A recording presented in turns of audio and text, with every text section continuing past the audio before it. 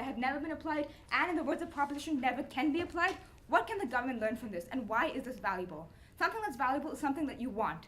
So therefore, if anarchy was a valuable political ideology, it's something governments want, and they do not want it, because in the words of the proposition, they themselves said it inevitably leads to conflict, and it inevitably leads to a lack of success. Which leads me to my final point and my final contention, which is that anarchism will inevitably produce conflict. You see, my first speaker has proved to you the certain attributes of a government, including the government acting as a mediator, and the government having the forum to help factions compromise, and having a forum to reinstall order and cooperation. Now let's take a look at what an anarchy would look like. An anarchy would be a country that has no ultimate regulation, so technically it would not be a country in itself. It's a situation where every man is for himself, and where there's political turmoil and there's no cooperation. So why would a lack of regulation and authority create conflict? Because as my first opposition speaker has told you, people are self-interested. People only want to see the benefit for themselves.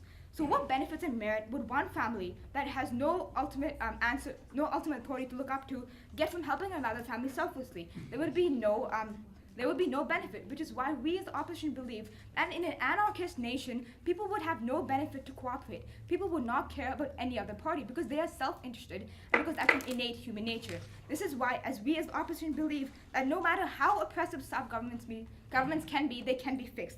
And the idea and solution is not completely getting rid of any government, because there needs to be some sort of regulation and order in that. For a country to be successful. An anarchist, which is not realistically applicable, is not the answer. Thank you. The next team has 1 minute to approach the podium. Judges, the time was 6:21.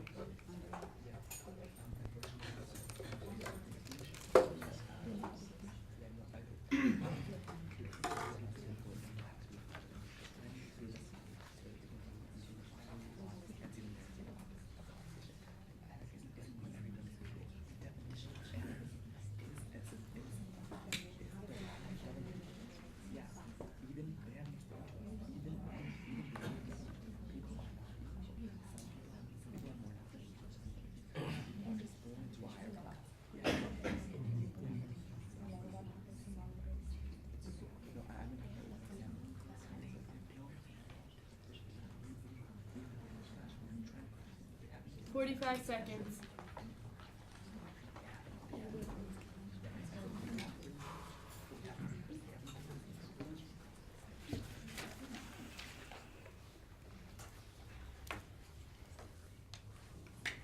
Your minute is over. So, as the proposition speaker, I would like to reaffirm the argument that the House believes that anarchism is a valuable political ideology. Now, before I continue to rebut some of their arguments, I want you to really keep this question in your mind. Valuable political ideology.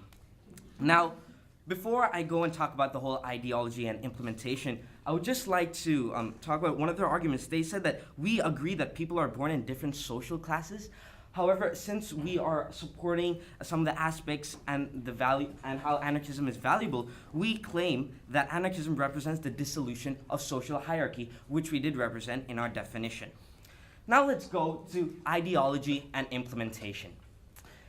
The opposition clearly believed that if one believes in such ideology, that it has to be implemented. However, it is not necessarily that one who has an ideology has to implement it. The question represents ideology and not practicality.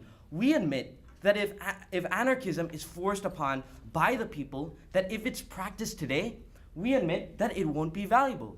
But the government rejected. We clearly said in our argument that the government can take many aspects of anarchism and how they can use it to diffuse tensions within society. Point, sir. Granted. Can the proposition please explain exactly what governments can learn from anarchism? Okay, well, anarchism represents chaos because people want more power and more freedom of voice. Now, the government can avoid such a thing by promoting the idea of anarchism of equality of opportunity and freedom. Point, sir. Rejected. And the opposition also claimed that how can anarchism be valuable if it causes chaos? Now, let me ask something. Can we learn from our mistakes? Are you claiming that if we make mistakes, that they are not valuable at all, that we cannot learn it? If we go into education and we make mistakes, will the teachers not tell us that we can learn from our mistakes, build upon it? Doesn't this represent how anarchism is valuable? We're not saying anarchism is good. Point, we are sir. saying it's valuable. Rejected. And we said valuable means it has worth and makes contributions, but doesn't necessarily imply that it is the best. I will accept your point of view. Okay, so if you say that we can learn from the mistakes, we can also learn from the good thing, which you say is Yes. equality of opportunity, right? Absolutely. Can you please explain why anarchism, which is no government, automatically guarantees that everyone is born into the same social class and gets equality of opportunity? Well, that's the main ideology of anarchism, that there is no such social Request for hierarchy. follow-up? Rejected.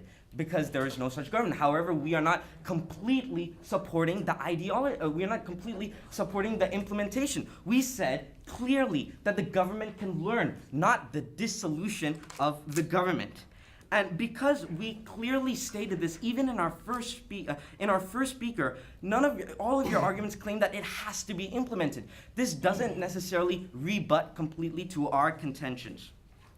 Now, you also stated that democracy today, anybody can run for president. This represents the equality of opportunity. However, I'd like to claim that in order to have equality of opportunity, one must be in an elitist, in order to run for president, one must be in an elitist group. Because in order to run for presidential candidate, in order to fund for your elections, it's a lot of money. Rejected. So you can't just have a poor person to just go and run for president when they have no money at all. Their presidential campaign will be a failure. Granted. So if we dissolved government today, there would still be rich people and poor people, right? So how does anarchism fix that idea of different We're not saying that social anarchism classes? fits. We said anarchism believes in the dissolution of the government and how there will be no social class. We're not talking about how anarchism fixes. We talk about the ideology and how it is valuable. And finally, you also claim that communism and anarchism, you were going through the whole tangent of communism. And it looked to me that even though communism has nothing to do with this question, it's as if you're claiming that communism is probably one of the worst governments because it follows some of the ideology of anarchism.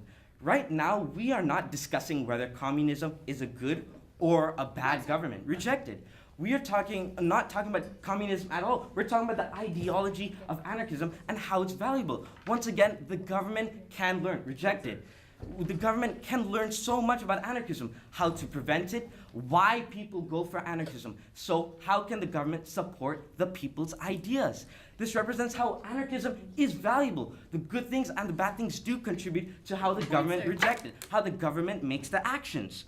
Finally, this is why we would like to restate our arguments that say that government can learn from the ideology and its people. We stated that clearly in our contention that anarchism is an ideology and not practicality. If the question said practicality, then your arguments are valid.